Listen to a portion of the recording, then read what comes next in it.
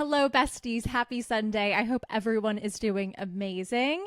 Things are bad in the world, but things are okay right here, and we are together, and that's all that matters. My name is Jessie James, and this is the Astrology podcast. This week, I'm talking about the astrology of the one and only Ella Maria Yellich O'Connor, who you may know more colloquially as Lorde. And if you have not listened to Lorde's new album, Virgin, you must. It's so good. Every single album of hers is so good. She's a genius.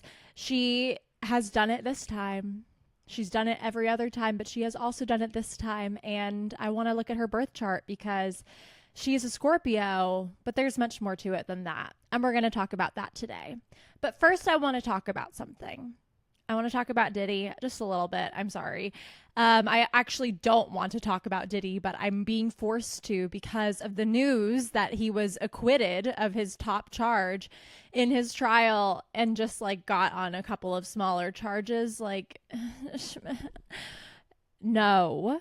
One, no. Two, wrong. B, three, we need to bring back Gaslight Gatekeep Girl Boss. And I'm very serious about this. Today is the 4-year anniversary of when I posted a tweet and a TikTok about how a walk is not a first date, which I will always stand by. That's true.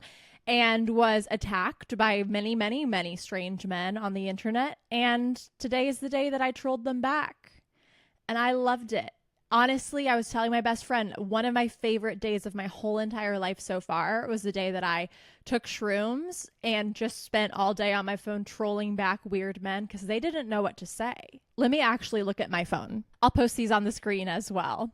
This guy says, "Note to self, this girl has no regard for what guys might think is a good time and only cares about their wallets and them paying for her food and alk."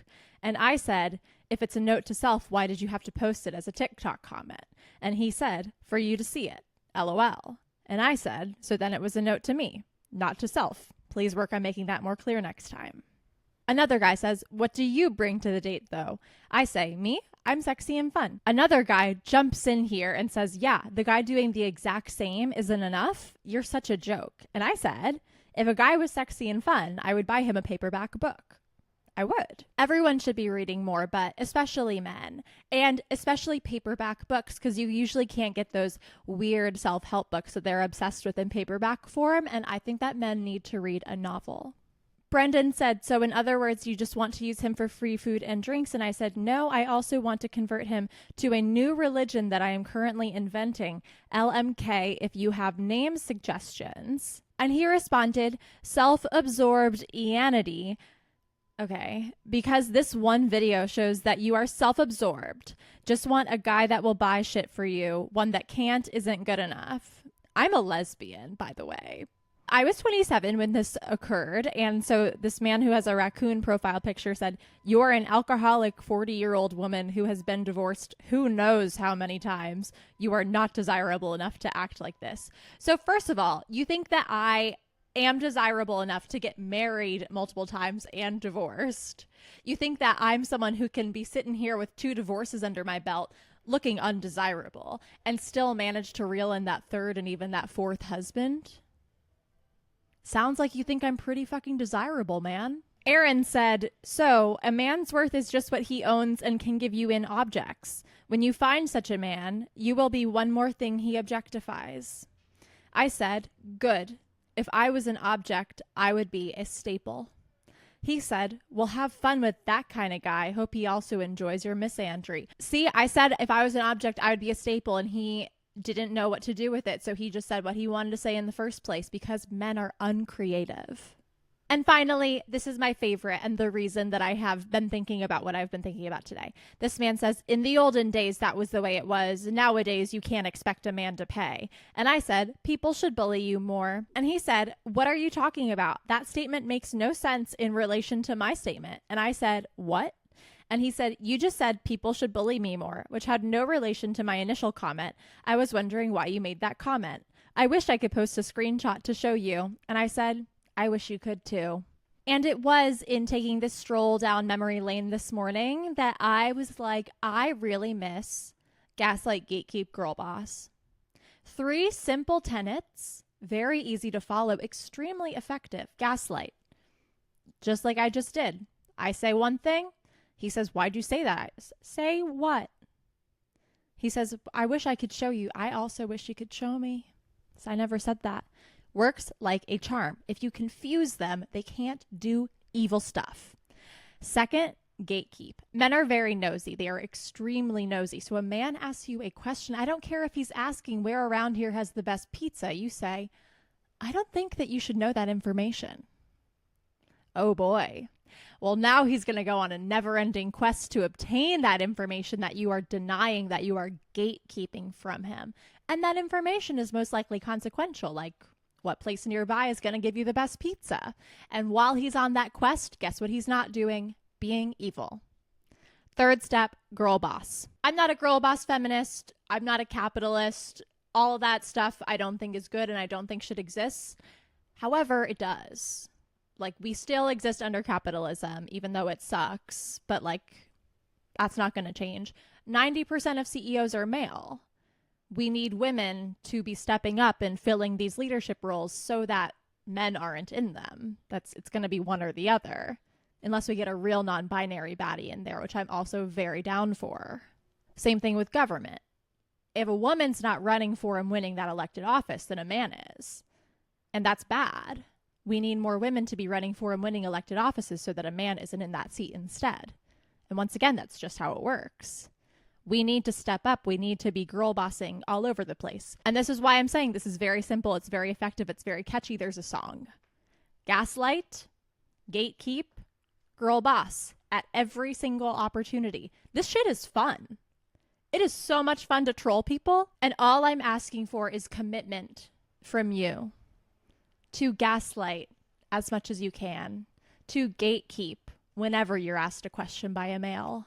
And if it is in your power, if you have a less destructive online footprint than me and you are able to run for public office, to girl boss your way to the top and not have imposter syndrome because you are way more qualified than any man running for that position and you deserve it. Do I even have anything to say other than that? I do. If I was on Love Island, I saw Amand Belkani make a video about what she would do if she was on Love Island, and I was like, I actually would do something slightly different. There's an episode of Don't Trust the Bee in Apartment 23. It's the Halloween episode. It's my favorite episode, where Chloe reveals that every year at James Van Der Beek's Halloween party, she picks a victim. She learns their greatest fear. Over the course of the year, she makes that fear come true, and then she reveals her scheme at the following year's Halloween party. Chloe, in case you didn't know, is my role model. I based my whole entire life off of her in my early 20s, and we've been through ups and downs, and I don't drink anymore, but I still do try to emulate her often. And so if I was on Love Island, first of all, I would be hiding that I'm a lesbian, and I would be playing the field, swinging both ways, etc., but I would find out every guy I could's greatest fear, and I would do everything in my power over the course of the season to make his biggest fear come true. I would be there not to find love, but to strike fear into the hearts of each of those men, to humble them where they need to be humbled. I would be gaslighting, and I would be gatekeeping. And I just think that if anyone is out there and you're thinking about applying to Love Island in order to do mischief, keep it in mind. I just think that would be a really fun season because right now, as it is, the girls aren't looking too good right now. Sierra, Olandria, Shelley, you guys have all fallen to the bottom. Sierra has now been caught using the C slur in her Instagram story. I don't even know. I don't want to touch it. I don't really like those girls anymore, but they are not worse than the men. They are not worse than those evil, evil men. That evil, short, little 5'6" man who claims he's 5'10", 22 years old ace, who has every single person in the villa scared of him, shaking in their boots, afraid to confront him. He's 22. We need people in there who will stand up to the tyranny of men. And so if you are a woman and you are interested in applying for Love Island, I need you to do it with the intention of chaos. This is what I had to say prior to my episode, and now we can talk about Lorde. Can everyone tell that this is my truest form? Can everyone tell that my Gemini moon really pops when I get into thinking about ways that you can be evil to someone? And this is the problem. I was actually talking to my friend about this week, is that the Republicans have weaponized Geminis. Like Donald Trump is a Gemini and he has the Gemini brain stuff that's going on and he's using it for evil. And Dems are all like, oh, we don't fall to their level. We follow the rules. Like, no, you can't follow the rules when they're not following the rules and win. Like, this is just basic logic. A 5-year-old could know this. But also, where are the Geminis? Like, we need you to put the Geminis on the front lines because the person who knows how to take down a Gemini is another Gemini. Pay Geminis a living wage and put them on the front lines. It is the role that we were born to play. We are wasting Gemini brain power on scrolling through Reddit when we could be using it to achieve world peace. Please, please listen to me. That was my last plea. Now on to Lorde. Ella Maria Lonnie Yelech O'Connor was born on November 7th, 1996 at 10 a.m. in Takapuna, New Zealand, a suburb of Auckland. This is her birth chart. She is a Scorpio Sun, a Virgo Moon, and a Capricorn rising. Lorde's mom, Sonia Yelech, who comes from Croatia and specifically the Dalmatia region of Croatia, is a poet. And Lorde has gotten a lot of her inspiration to be a songwriter from her mom. And her dad, Vic O'Connor, who is Irish, is a civil engineer. Lorde is one of 4 siblings, and she, as she talks about in her latest album, has tried a lot of things to be the favorite daughter. As I mentioned, Lorde's mom was a huge influence over her picking up songwriting, and specifically as a child, Lorde's mom encouraged her to read a wide range of genres and authors, and so Lorde cites as lyrical inspiration the authors J.D. Salinger, Raymond Carver, Janet Frame, Walt Whitman, Kurt Vonnegut, Sylvia Plath, and the YA dystopian novel Feed, which I had never heard of before, but did add to my holds at the library, so I will be reading it to figure out what about Lorde's music it inspired. She also cites her musical inspirations as Billie Holiday, Sam Cooke, Etta James, Otis Redding, Cat Stevens, Neil Young, and Fleetwood Mac. Lorde tested as gifted at age 6 and was briefly enrolled in an institution for gifted children, but her mom quickly unenrolled her, citing child development concerns. She was like, I don't want my daughter hanging around all those nerds. She needs to be a big fish in a small pond and not a small fish in a big pond, and I respect that. Lorde and her friends teamed up and formed this duo that won their school's talent show, and then they went on a Radio New Zealand talk show and did a few covers. And then her friend's dad mailed some of their demos to Scott McLaughlin from Universal Music Group, and Scott signed Lorde as a development talent. Ella chose the stage name Lorde because of her obsession with royals and the aristocracy, but she thought just Lorde, L-O-R-D, was a little bit too masculine, so she added the E to the end to make it more feminine, and the rest is history. She claims that her stage persona Lorde is identical to the person Ella that she truly is inside, which I'm interested to know if that's actually true or just something that she's telling people. In December 2011, Scott McLaughlin from Universal Music Group paired Lorde with producer Joel Little, who has worked with a lot of different celebrities. He's worked with Sam Smith, Ellie Goulding, Shawn Mendes, Olivia Rodrigo, Broods, and the Jonas Brothers, and specifically he has worked with Taylor Swift. Specifically, he co-wrote and co-produced some of her gayest songs ever. Me, You Need to Calm Down, The Man, Miss Americana and the Heartbreak Prince, and Only the Young. And so Joel and Lorde worked together on an EP called The Love Club, including the song The Love Club and including the song Royals. So they finished their EP, and Scott McLaughlin from UMG was like, oh, well, this is good, but I don't know if people will actually want to listen to it. And so Lorde posted the whole thing on her SoundCloud for free download. It got 60,000 downloads. And then Scott was like, oh, you proved me wrong. Haha, fine. I don't know. He might actually be a nice guy. I'm not quite sure. In my story, he's a villain because he underestimated Lorde's talents. He was like, yeah, we can commercially release this. And so the Love Club EP, including the single Royals, was commercially released. Now, this and the way that Joel has worked with so many gay or closeted artists and worked with Taylor Swift and works with Lorde on the song called The Love Club, which is so New Romantics movement, mass movement, Gaylor coded, is so interesting to me. Obviously, I don't know what went down there, but I think that there's certainly a connection, especially since Lorde seems to be very involved in that sort of scene right now. So the Love Club EP is released commercially. The lead single, Royals, goes to #1 on the Billboard Hot 100 and makes 16-year-old Lorde the youngest artist to earn a #1 single in the US since Tiffany in 1987 with her song I Think We're Alone Now. And then Royals also won 2 Grammys at the 2014 Grammys for Best Pop Solo Performance and Song of the Year. In September 2013, Lorde released her debut studio album Pure Heroine to widespread critical acclaim. It was nominated for a Grammy for Best Pop Vocal Album, and in February 2014, it became the first debut album by a female artist to sell over 1 million copies in 1 month since the album 19 by Adele. And then 4 years later, in June 2017, her album Melodrama was released, also to widespread critical acclaim. It was rated by Metacritic as the #2 most well-received album of 2017 after Damn by Kendrick Lamar, and it was also nominated for Album of the Year at the Grammys. And then fast forward to August 2021, when Lorde releases her album Solar Power, which was released to mixed acclaim because people have no taste.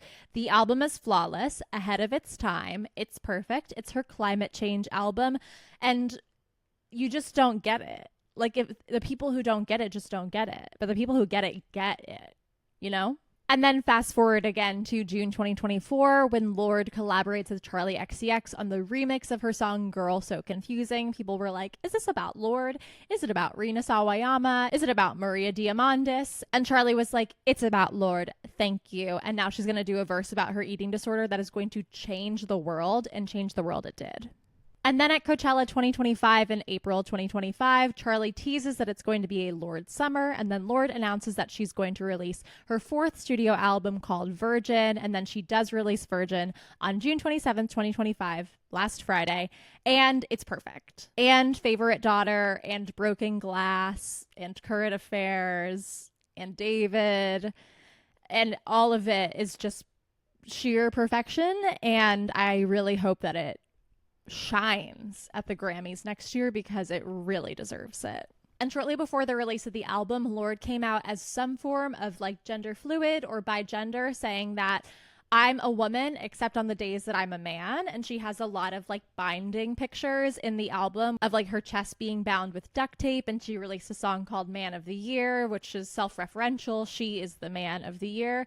So we have a very open, like, unlabeled sexuality, which I love. And I'm obsessed with the fact that she's doing this right now in this political climate, because it really is a big fuck you to everyone who's like, you can either be a man or a woman and that's assigned at birth. It's like, well, what if I'm both and neither at the same time? What then? What are they going to do about that? Once again, gaslight, gatekeep, girl boss. Thank you, Lorde. Okay, so her birth chart, very interesting. Once again, every single time I do these episodes and I do all of this analysis, I do like many hours of analysis before every episode. And I'm like, oh, right. She is Lorde because she is Lorde. Like, there is no one else who could write like this. There's no one else who could have feelings like this. There's no one else who could have this sort of fame because it is written in her birth chart. Like, if you don't have a birth chart that looks like this, it makes sense that you're not Lorde. And it makes sense that Lorde isn't anyone else because Lorde's birth chart looks like this. I hope you understand what I'm saying. And I really am saying, don't compare yourself to anyone else because you don't have the same birth chart as them. So you never, ever could have lived their career trajectory or life trajectory. Your career and life trajectory is all yours, baby. Don't compare it to anyone else's. I want to punch the mirror. So Lorde being a Capricorn rising with her sun in Scorpio means that she has an 11th house Scorpio sun. Obviously, being a Scorpio sun means that you have deep emotional depths. You're a very intense and very resilient person. And the 11th house is all about friends and social group and also dreams and wishes. So this is someone who attracts a lot of friends who lead them into very transformative events and stages in their life because of their mysterious scorpionic aura and their ability to make deep connections, because Scorpios don't like superficiality. They don't like shallow stuff. Like, if they're in a conversation with you and they want to be your friend, they are going to dive into really deep topics.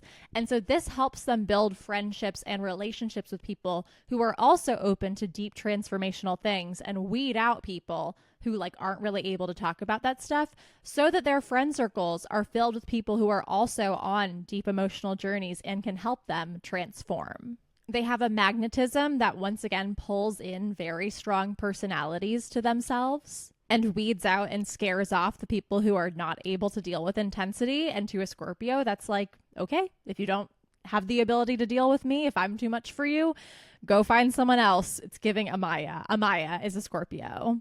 The 11th house is the natural house of humanitarian change sign Aquarius.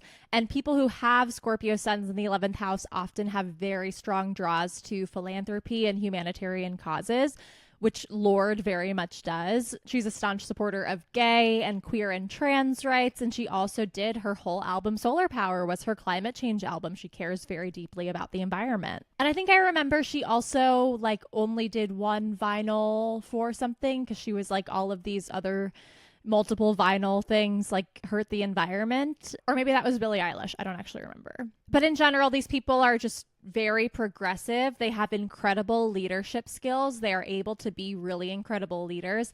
And being Scorpios, a fixed sign, their friendships are truly, truly built on trust and loyalty. And they are people who have their friends for a long time. Her sun is conjunct her 11th house Scorpio Mercury. And people who have Mercury and Scorpio are very good, like, detectives. Like, Scorpio is all about what lies beneath. And so people who have Mercury and Scorpio have very sharp minds. They're very good at details and making connections. And they're very good at just figuring things out that other people might not be able to see because their mind automatically works in sort of like puzzles and putting things together and a very strong intuition sort of way. They speak their mind when they're among their friends and their social groups, and their words have such power behind them and such like authenticity and integrity. They say what they want to say, that they change the people in the groups around them and are able to share their ideas more widely with society. They love to tell or share stories that highlight some of the darker aspects of life, the shadow self, etc. And they like these things because they're like complex stories that have a lot going on below the surface, but they also change society's mind. Like, they break people out of the cycle of telling happy stories and things that end well and like the general Western Christian push towards like heaven, like finding perfection and light and like all bad and dark and evil being the worst thing possible. And they're like, well, what if that's not true? What if you need to integrate the dark and the light to balance and to understand everything, which is a true thing to say, but it does go against our society's values. But our society's values need to be gone against. But they do not shy away from taboo topics. And the shadow side of this aspect is that the way that they speak so honestly and bluntly can cause fights and can cause confrontations and power struggles. But that's just part of who they are. Like, they're going to end up in those situations, and by and large, they're okay with it because they don't want to engage with people who aren't willing to engage in a conversation about a deeper topic that's not just people yelling at each other or being like, why are you talking about that? Or that's not true. Although having Mercury conjunct your sun can cause someone who has a lot of trouble being objective, like someone who is really intelligent and really knows what they're talking about, but thinks that because they're so smart and because, especially in Scorpio, like the things that they're saying are so deep and complex that the way they're thinking is like the end all be all way. These people usually have a hard time understanding that other people's opinions are just as valid as theirs are because opinions are subjective by definition. And also, like, Lorde is clearly a genius. Like, she's been a genius. The Love Club EP was genius. Every piece of music and art she's ever released has literally been like, okay, genius. Okay, sure. Like, I see you. And so she has like a valid, very valid point of reference for probably being like a little bit too sure of what she's saying. But she is going to be challenged throughout her life to understand that other people can have different opinions than her, and their opinions are valid, even if the things that they're saying are not necessarily true. Knowledge is very important to people who have Mercury conjunct their sun. They're able to talk about a wide range of topics. They're very curious and they're very chatty. And Lorde comes from a big family. She has 3 siblings, and this is very common with Sun-Mercury aspects. And the only aspect the Sun and Mercury can make is a conjunction because they can only be like 28 degrees apart at their maximum elongation. But these people have a lot of traits of like a Gemini Sun. And growing up in a large family where there's always a lot of conversation around the house house can help give these people these Sun Mercury qualities of being like very chatty and very easily able to talk about a lot of different things. Her Sun also makes a sextile to her rising Jupiter conjunction in Capricorn. And yes, Lorde is a Jupiter rising, just like Julia Fox, who I talked about in my last episode. Lorde actually has all of her big three in this sextile aspect, her Virgo moon sextile, her Scorpio sun sextile, her Capricorn rising. And so her whole identity just works so harmoniously together. It's really beautiful. I wonder what that would be like. Mine are in a T-square, but I'm very happy for her. But in general, having the sun in a sextile, a very positive aspect to her ascendant, means that she is very magnetic and charismatic and that people are drawn to her. She gives a great first impression as someone who is very friendly and easy to talk to and approachable. And this is a hallmark of someone who comes across as very truthful, and people don't usually question if they're lying. Lorde also does have Neptune in her first house, which means that she can lie and get away with it very easily, especially having this sextile. So it is interesting to me that Lorde is an easy liar. So we don't know which of the things that she said are truthful and which are not, which really does make me think that she's more involved in the scalar stuff. People who have sun sextile their rising are also very easily able to achieve leadership positions. They have great natural leadership abilities. The downside to this aspect is that it has a little bit of like ADHD vibes, like someone that might get restless and bounce from thing to thing very easily. And the sun sextile Jupiter is the first of two aspects I'll talk about that indicate some sort of identification with God. Naming herself Lorde, I'm kind of like a prettier Jesus, the lyrics in Solar Power. Like, yeah, you got her. She does have a slight tendency to identify with God. But these people also have like a very large, buoyant, larger than life personality. They're very positive. They're very easily able to see the silver linings of life. Same with the ascendant conjunct Jupiter. But this can lead to people being a little bit arrogant and full of themselves. And I just think about the videos of her shushing people when she's singing the chorus of Writer in the Dark. I am my mother's child. I love you till my breathing. And having the sun and Jupiter in an easy aspect also indicates someone who has a very strong faith that the things that they want to accomplish in life are possible, no matter what they are, and that they are like divinely protected. If people have this in like a square or an opposition aspect, that usually indicates that they're going to be a really big risk taker, and they might end up getting into a lot of accidents because they are not as divinely protected as they assume they are. But with a trine or a sextile, it usually just means that these people are willing to take risks and they are willing to have faith in themselves and really go after what they want, and it does work out for them more often than not. Lorde has her Virgo moon in the 9th house, and so the descriptions of this aspect are going to blend all of the practicality of Virgo with like the philosophical beliefs and quests of the 9th house. These people tend to be pretty calm and reflective. Virgo is not a very active sign, and they look for a lot of like meaning and belief in their internal thoughts and their thought processes. They want to understand very deeply, which is a hallmark of the 9th house, but both through their feelings that they feel in their body and through their intellect and through their mind. These people are going to achieve their emotional, which is the moon, fulfillment through exploring and understanding diverse cultures and systems. They love to adventure. They love to travel. They learn through adventuring and traveling and exploring foreign cultures. These people are very detail-oriented, which is a Virgo thing, but also have a very strong moral compass, which is a 9th house thing. The 9th house is naturally ruled by Jupiter, so they have a lot of optimism, even in the face of challenges. And in order to achieve emotional security and personal growth, they need to pursue intellectual pursuits, ideally intellectual pursuits that help bring them to other cultures or send them to other places where they can really learn through experience about all of the different cultures and values and beliefs in this world and really make an informed decision about what their personal belief compass is going to be. Because for someone with a 9th house moon, like their moral compass and their values and their beliefs is the bedrock of their life. And the thing that they most need to worry about and look out for is causing themselves overwork and stress and an existential crisis by continuing to look at the same questions, morals, philosophies over and over and over again, instead of just like accepting that they have a belief and letting that lie. Like Virgo constantly needs to criticize either others or themselves. And so they might be like, I've spent a lot of time thinking about my beliefs, but what if they're still not right? And then go back over work that's already been done and then cause themselves problems. They need to busy themselves with other meaningful work so they don't just like spend a lot of time second guessing themselves.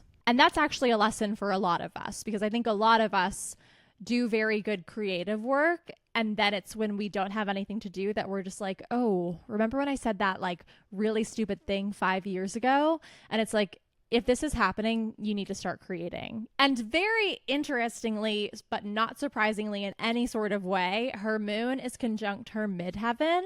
And when someone has their moon, which represents the mother, conjunct their midheaven, it means that their mom probably played a pretty big role in them choosing the career that they chose. And this is like so point blank period obvious with Lorde, her mother, a poet who has won several awards, obviously was the person who encouraged her to read a lot and to span genres and to get into writing poetry and writing lyrics. Like spot on. Moon conjunct midheaven also indicates someone who has a lot of sympathy for other people and causes, which also dovetails with her philanthropy and her interest in climate change and environmental sustainability. And it shows someone who's very sensitive to the way other people perceive them, especially in their career and their public life. And so it is someone who, even if subconsciously, does rely a lot on external validation. And finally, if you or someone you know has the moon and the midheaven in a conjunction or in any sort of aspect, that's a person who is going to need to be able to use their intuition and their emotional intelligence in their work. And they are not going to be satisfied with their work if they can't do that, but they're also really good at it. So they're going to be best at the careers where they can do this, and they will feel emotionally fulfilled. They just have to make sure to work through any deep-seated emotional issues that they come across while doing this work privately. Otherwise, people might say that they're overly emotional or erratic or not suited to the job because we treat feelings terribly in society, and that is not something that you want. Lorde's moon also makes a trine to her first house Neptune, and having Neptune in the first house, Taylor Swift has this aspect. It's someone with sort of like a foggy sense of self, but it's also a foggy sense of self to everyone else. So you can be whatever you want and you can show whatever mask you want to people, and they will believe that it is you to your core, because Neptune is here in your first house of yourself. And so you can do anything. You can lie really easily. You can put on a persona and be like, no, this is the real me. And people will be like, obviously, that's the real her. That's what she said. And these are also people who can be moody. You know, they really strongly identify with whatever mood they're currently having. And that can lead to very large swings in their personality. And specific to Lorde, these are people who also have a lot of creative talent and artistic ambition. These are people who are often musicians, such as Lorde and Taylor Swift. Neptune also rules dreams and sleeping, so these people tend to have very vivid dreams. And they're super sensitive and need to protect their energy, so they need a lot of like solitude and personal time, or else they will go crazy. And Lorde's moon is trine her Neptune, and we saw this actually again last week with Julia Fox. They have so many aspects in common. And in the Julia Fox episode, I talked about having moon in aspect with the Neptune means that your mother, the moon, was in some way Neptunian, like slippery, illusions not there. And for Julia Fox, that was because her mother was basically completely absent. But for Lorde, it can be that her mother represents more of like the Neptunian like mystics and arts because she's a poet. But also they very clearly have a super complex relationship. Who doesn't have a complex relationship with their mom? But in songs like Favorite Daughter, talking about the ways that her mom might have influenced her eating disorder, clearly there's a lot of stuff going on there. It seems very Neptunian to me. And if you have the moon in aspect with Neptune, you also have a very strong bent towards escapism. It's like the second you hear of something going bad in the world, you're like, I could sit here with these really negative feelings and process them, or I could read my book, or I could escape into my personal fantasy world, my personal dream world, and just forget about it. So that is something that you can run into with this aspect that, I mean, can be a coping strategy in a world that's very hard to exist within, like we are living in right now, but can also be a negative thing because obviously you shouldn't avoid negative feelings all the time. I feel like I've been slouching all episode. I had to adjust because you couldn't even see my head because I've been slouching all episode.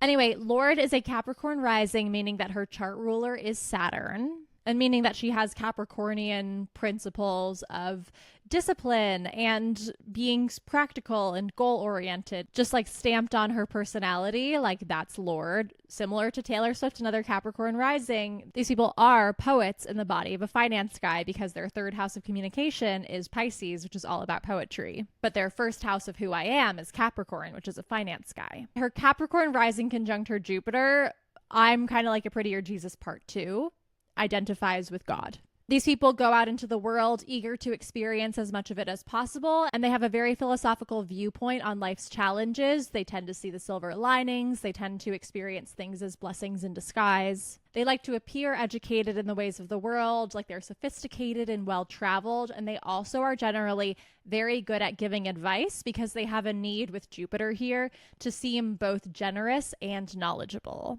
Lorde has 3 placements in her 10th house of Libra. She has her Venus here, and she also has her North Node and her Chiron, which is an interesting combination because wherever you have Venus adds some sweetness to it.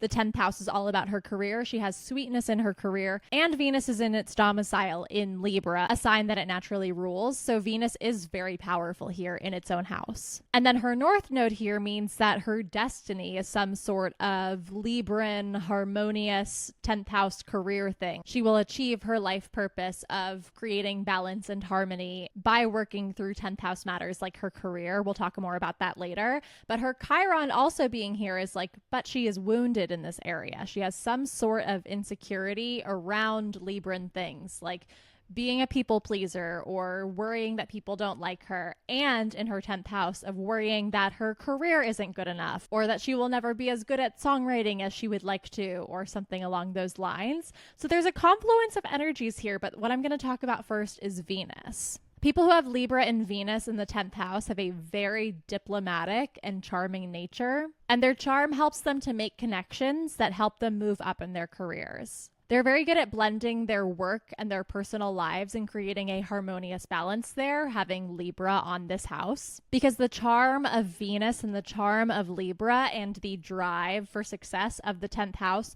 blend really well together to make someone who is able to bring a lot of beauty into their work environment. Obviously, she writes beautiful songs. That's her job. But ultimately, they might experience issues with blending their professional success and their personal happiness. They tend to choose careers that highlight beauty and hospitality and teamwork, and being a professional artist definitely is a Venusian career. They're very good at seeing from multiple perspectives, so this adds a little bit of balance to that Sun-Mercury conjunction in Scorpio. And they have a tendency to seek partners who help advance their professional career. Lorde was in a relationship with Apple Music reviewer Zane Lowe for a few years. That certainly was a relationship that helped her get ahead. She's also rumored to have dated Jack Antonoff while he was in a relationship with Lena Dunham. I don't think any of those relationships were real. I don't think any of those people are straight, but it is a relationship that helped her to advance her career. And then bopping back over to Virgo, to her 9th house, which is where she has her 9th house Virgo Mars. People who have Mars in Virgo are super detail-oriented, and they need all of their plans to be very detailed and broken down into like minute parts and pieces so that they can achieve the perfect work plan to carry out their plans and their schemes. Basically, all Virgo placements are obsessed with like having control in some way, and Lorde's recent album and her verse on Girl So Confusing was all about her eating disorder, and eating disorders are a manifestation of a need to have control over something, speaking as a Virgo Sun who had a years-long eating disorder. They have such a need for their actions to be seen as correct that they're more worried about taking the wrong course of action or other people thinking that they did something that wasn't correct than they are about how their actions help to accomplish their plans. They need to really worry about not getting bogged down in these details and not getting bogged down in the need to be right and correct all the time. And Mars energy can be dampened and restricted by having all of this like detail-oriented like claws all over it, but it can also be weaponized. Like Mars can easily flow through these detailed paths to achieve what you want in your quest for perfection. And it's not uncommon for people who have Mars in Virgo to eventually give up on this quest for perfection and rebel against it, and then live like the rest of their lives, or a solid chunk of their lives, in like chaos and disorder, because their brains were just like, well, we just can't do this anymore. It's a lot of work to constantly be thinking about every single detail of every single plan you'll ever have, and making sure that everything you do is right. Especially in the ninth house, because now we're getting into morals and values and belief compass. And Mars does do well in the ninth house because Mars is a fiery planet, and the ninth house is the natural house of fire sign Sagittarius, which means it's a very outwardly focused house where Mars can assert itself very freely. And these people's actions always have a direction and a purpose. Ninth house things are very much driven by having a sense of purpose in this world. These are people who will carefully consider all of the lessons that they've learned from traveling and exploring other cultures and belief systems, and use all of their personal experiences to make a decision about what course of action is the best one to take. But it's important for these people to do a few things. You have to express yourself outwardly. If you are not projecting outward this Martian, Jupiterian, Sagittarian energy, that stuff is all going to get stuck inside you. In the Virgo part of this, your mind is going to go crazy. Like, you need to put your thoughts and your actions and your feelings out into the world so that it's not all living within your head and making your life horrible. These people also need to watch out for being really dogmatic, being like, my way or the highway, my beliefs are the beliefs that everyone should have. And they also need to watch out a little bit for hedonism. I think it's like the Jupiter Sagittarius nature of this that sort of like just wants to do drugs and party. You also need to watch out for that. And these people are very susceptible to self-help and self-development fads that will give them a sense of becoming better people, but at the end of the day, don't actually fulfill their soul's needs to be moral, value-driven people, because it's just internal work, and you will probably find that there's a bit of an emptiness to it after you spend long enough in this fad. And her Mars makes a square to her Pluto in Sagittarius in the 12th house. And a 12th house Pluto is actually really interesting. I don't think I've talked about this on here before. But what is in your 12th house, your house of like behind the scenes life, is not visible to other people. So when you have Pluto in the 12th house, the Pluto principles like power and sex and violence get buried inside you. Like, other people can't really see that you have these things in your body, and you have a really hard time accessing their power. They have all of the power that Pluto gives to your birth chart, but it's blocked and they can't access it. And this can indicate that they were either told or learned as a child that it's bad, or that it can bring really bad things into the world if they have power. It can indicate that there were unhealthy power dynamics in their childhood. Maybe one of their parents was a little bit like dictatorial, or just had a real problem with authority. And then they learned like, oh, it's not good to have that because you can use it to harm people. And this also could have been like a teacher or some other figure in their childhood. It does not have to be a parent. These people can tend to be very reserved and very sensitive and very anxious. And for this reason, it also shows someone who might have a tendency to develop a psychosomatic illness because our mind-body connection is so strong. And if you have a lot of stress and anxiety in your mind, it can cause like chronic illnesses, autoimmune conditions. And that's why women are so much more susceptible to these, because we have a bigger problem with societal stress, and we have a higher tendency to be abused by our partners. What's interesting is that one of the ways that you can help fight off this psychosomatic illness is by exercising and through physical activity. And Lorde talks in her album Virgin about how she was over-exercising, and it makes me wonder, did you start exercising as a way to burn off some of this dammed up physical energy so that you didn't get sick, but then the exercising in itself became the sickness? Like, Pluto is very powerful and will find ways to make its power manifest throughout the different courses you try to avoid it. And one of the things that I think is so important for people to understand in life is that you can't just like go to a location and sit there. Like, finding the best path forward for you is always going to involve trying and trying again and trying again and trying again, and maybe failing and maybe not failing, but not getting the exact results that you wanted. Like, you constantly have to keep moving. There is not like a perfect place in your brain that you can find and be like, well, now I found it and I never need to try again. That's just not how life works. And the Mars square Pluto aspect has a lot of these similarities that are just intensified by the fact that Lord's Pluto is in her 12th house. It's representative of the Mars principles getting buried, just like the Pluto principles, the Mars principles of rage and anger and assertiveness and sexuality. This is a common aspect in people who are not able or never shown or told how to express their anger as children. And so that anger builds up and congeals inside them and becomes rage, like a very strong rage that they have a really hard time expressing. But when they reach a boiling point, it all comes out.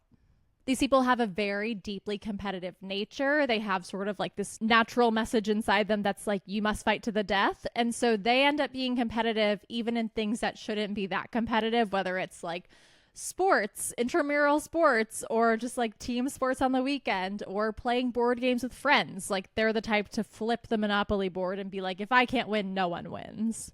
And this aspect is also associated with sexual taboos. And I think that Lorde has very much explored some sexual taboos, especially recently. She's open about exploring her sexuality. She has songs on Virgin about hooking up with men and about hooking up with women. And she's exploring her gender. And those are obviously pretty strong taboos in many cultures, even the United States right now. Lorde's chart ruler, Saturn, is in her 4th house of Aries. Aries is actually where Saturn is right now. So Lorde is about to have her Saturn return, or she's in her Saturn return. And Aries is also the fall of Saturn because Saturn is exalted in Libra. So this is the sign where Saturn can't work its best. Saturn is all about waiting for the right time to act, and being responsible and traditional and conservative and having boundaries. And Aries is about acting right now. So Saturn delays Aries' impulsive nature, and that's why it doesn't like do super well here. They're constantly fighting. And so people who have Saturn in Aries must constantly fight obstacles that get put in their way to try to slow them down, because Aries wants to move really fast and Saturn wants to move really slow. So he just throws roadblocks to try to slow you down, and then you have to deal with them. These people can and often do achieve success, but it's harder for them than it is for other people. And these people are very strong and have very strong willpower, but they can also be grumpy, and they can be dictatorial, and they can be very solitary people. But the good news with Saturn is that it gets better as you get older. So you're going to experience most of these really tough times when you're younger. And so you'll learn how to get over these obstacles. It'll become second nature to you. You'll be like, oh no, a problem. Well, I can face it. I did that the last 100 times. And you'll get better with it as you get older. And as you get better at it, Saturn will throw fewer and fewer roadblocks in your path, because Saturn just wants to help you learn and grow. But once you've learned and grown past these challenges, Saturn's like, well, I don't need to keep throwing those challenges at her. She's already shown that she can face them and win. And Saturn in the 4th house of family is usually someone who came from a family that didn't really emotionally nourish them. I think that this comes across in Lorde's album Virgin as well. And it also just seems common of a household with 4 children. You probably can't give each of them like the one-on-one nourishment that they require. People have like 13 to 15 to 20 kids. I don't know. I'm not saying that Lorde had bad parents. I don't know anything about them, but I do think it's probably difficult for 2 parents to take care of 4 children. That's a 2-to-1 ratio. This also indicates some sort of karmic relationship with the mother. The 4th house is the natural house ruled by the moon. And of course, the moon is the mother. Saturn, the planet of karma, is telling Lorde that she has some sort of karmic task she needs to resolve with her mother in this lifetime so that it doesn't follow her into the next life as well. Saturn in the 4th house is also a hallmark of someone who thinks that they are responsible for everything that happens in their family. And if something goes wrong, they tend to really beat themselves up for it. And since Saturn is also about the past, this indicates someone that is super into their roots and into their ancestry, someone who is very nostalgic and has a really hard time letting things go, both emotional and mental and physical possessions. And so the important task here is to heal emotionally, heal the wounds of your past, heal all of the things that are holding you back in life, heal from the need to impress your mother and impress your parents so that you can build the life that you want to live that is right for you and not the life that you think your parents want you to live. And her Saturn is in this mini grand trine with Uranus and Pluto. Uranus is at the tip, making sextiles to both Pluto in the 12th house and Saturn in the 4th house. Lorde also has Uranus at 0 degrees of her 2nd house, which means someone who has really strong and fresh and a little bit naive Uranus energy within them. She's a very strong force for revolution. I would think I was literally just talking about this with Amaya's chart from Love Island, having the same aspect. But any placement at 0 degrees has a lot of Aries energy built into it. Like, you are ready to act, you are not jaded. It's sort of like this is your first life. Like, this is your first time encountering this. You're really excited about it and you're going to go do it. And that's Lorde with the energy of Uranus. Uranus in the 2nd house is about someone who has sort of like an erratic relationship with money, someone who has very strong income streams one day and no income streams the next, someone who doesn't really see hoarding money as their life calling, someone who sees money simply as a way to achieve freedom. And as long as they're able to pay their rent and pay their bills and be free and not rely on anyone else, they're like, I don't really need more money than that. But they should build a savings account for those times when their money is slowing to a trickle before they get another windfall of a lot of money. But these people are not interested in finance or financial literacy. That's just not the way that they want to spend their time. And the 2nd house is also about values. So these people are people who have a unique and rebellious value system. They are not people who someone else will tell them their values and they'll be like, okay, that's fine. They will really think about it. They need to individually evaluate this. And it's good because I don't think that you should look at any other person and be like, yeah, I like all of your values. I think that there's no person in the world that you share every single one of your values with. And I think it's important to constantly question things. Like, just because someone is also a progressive or also a leftist doesn't mean that you're going to agree on every little thing. And finally, these people like to spend their money on new experiences. So they really like to spend their money on traveling and exploring new things. And when Saturn teams up in a sextile with Uranus, we have this battle between the Uranus principle, which is rebellious and anti-establishment and surprise. And then we have the Saturn principle, which is tradition and boundaries and conservativeness and rules. And so in your birth chart, whichever one of these is stronger, if they're an aspect, is going to dictate which side you fall more towards. And because Saturn is in fall in Lorde's chart and is not in a great position, Uranus, I think, has the stronger end on this one. And that shows up very clearly in her personality and her bent towards climate change and social justice, because she clearly is a very progressive person. So she very much leans toward the Uranus end of this Saturn-Uranus sextile. But having Saturn with Uranus is great because Uranus can be a lot about like ideas and attitudes and just general like progressive thought. But having Saturn somewhere, Saturn the builder, can really help you give form to those ideas to help them take root in society. And then the cycle will occur, you know, what is new now will become old later, and then that will be the conservative and traditional value, and the whole cycle will repeat. So Saturn and Uranus represent opposing things, but they aren't diametrically opposed. They do work together when they're in a positive aspect like this sextile. Uranus sextile Pluto is a generational aspect, so I won't talk too much about that. Most people born 1996, 1997 probably have this aspect. But Lorde's trine between Saturn and Pluto indicates that she has a general fear of power and authority, which also is represented by Pluto being in her 12th house. She probably learned from an early age that people often abuse their positions of power and that power and authority can have really negative consequences. So as people in their lives, they shy away from taking on power. But because Saturn is here, these people usually need to achieve power in order to accomplish something in their life. And they tend to be really good at holding power. They're very responsible with it. They're not the evil megalomaniacs who get power so that they can take over the world. They are good at being in power, and they need to learn that throughout their life and overcome their fear of having power because they are the people who should have power. Saturn-Uranus aspects usually happen right after like a big crisis has occurred. It's when you're looking back at the crisis and being like, I can't believe that horrible thing happened.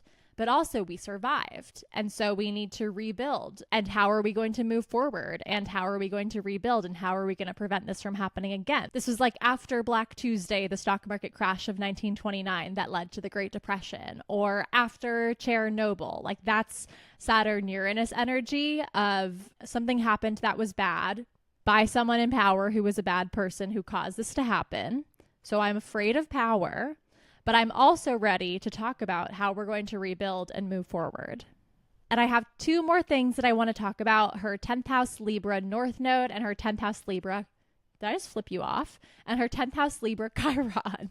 To be a favorite, the heart to heart. Having Chiron in Libra indicates that you have some sort of wound of how people perceive you or of how you fit in with other people. Libra is harmony. It's a natural ruler of the 7th house of marriage. It's all about partnership and getting along with people. And having Chiron, the asteroid that represents the wounded healer here, means that you have a wound in this area. But that by addressing your own wound, you can become a healer and help other people heal from similar wounds. These are people who feel lonely when they don't have a partner and they need a lot of external validation, which is similar to her moon midheaven conjunction. And this longing for a partner and this feeling that you really aren't whole unless you have a partner can lead to negative relationship patterns, because this puts you in a place where you feel like you are at mercy of your relationship, which can lead to people pleasing and codependency and putting yourself in a position to be emotionally abused because you would rather sit down and take it and have a relationship than stand up for yourself and be single. This is also a hallmark of people who tend to lose their identity when they're in a relationship with another person. And like all wounds, these probably come from something in childhood, some experience of being shamed or mocked or feeling like you just chronically are misunderstood and chronically do not fit in. And since her Chiron is in the 10th house, this shows that these issues probably come up when she's at work in her professional life being a singer-songwriter. This indicates a struggle with authority and a struggle to find the right work-life balance.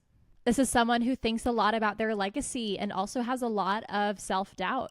And Chiron in the 10th house in general shows a very strong link between the way that we're perceived and the way that we heal from our wounds. The way to heal from this is to understand that no external validation is ever going to be enough for you. And if you constantly put yourself at the mercy of external validation, then when people turn against you, for God knows what reason, people just like to turn against people, that's going to ruin your self-esteem. So you need to build a relationship with yourself and get all of your validation from yourself internally, so that even if the world decides to turn against you, you still know you've got you. You are your number one, and no one else's opinion of you can change that.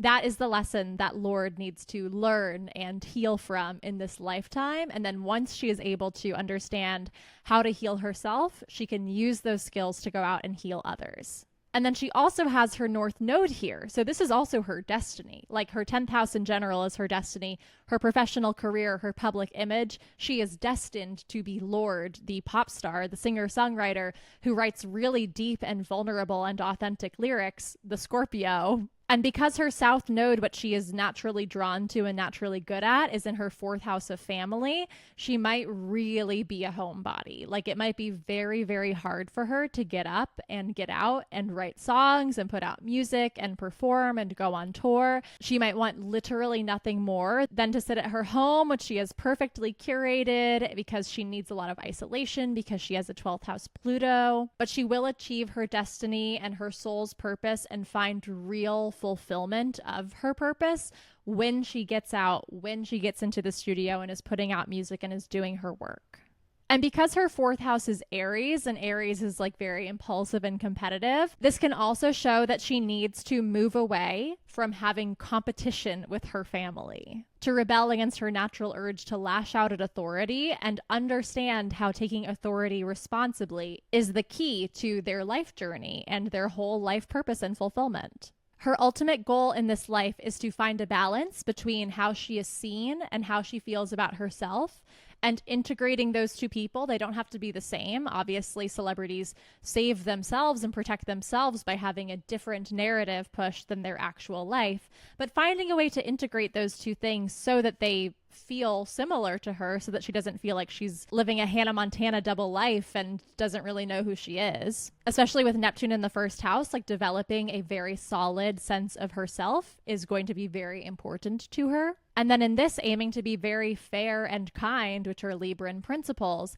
in both your personal and your professional life, learning to stay true to yourself, even in situations where you might not feel like you're in a room where you belong, you know, even in imposter syndrome situations, even in rooms that you don't believe that you should be in, or even in situations with people that you don't necessarily like, you can still find a way to be fair and kind. And that is going to bring you closer to your destiny. And it's also going to help you with your career to have a reputation as someone who is fair and who is kind.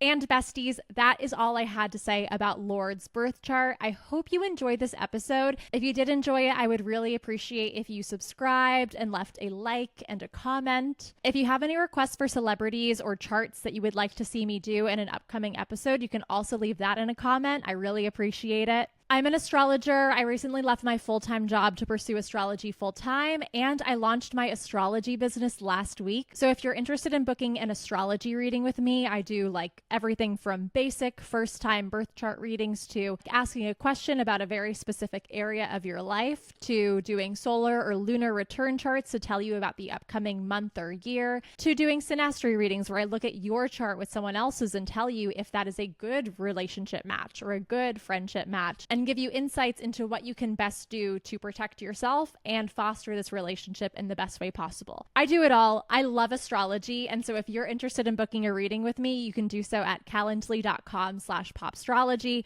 or you can check out my website, popstrologypod.com. And you can also follow me on Instagram or TikTok at popstrologypod, and you can follow my personal Instagram at astrojessie_.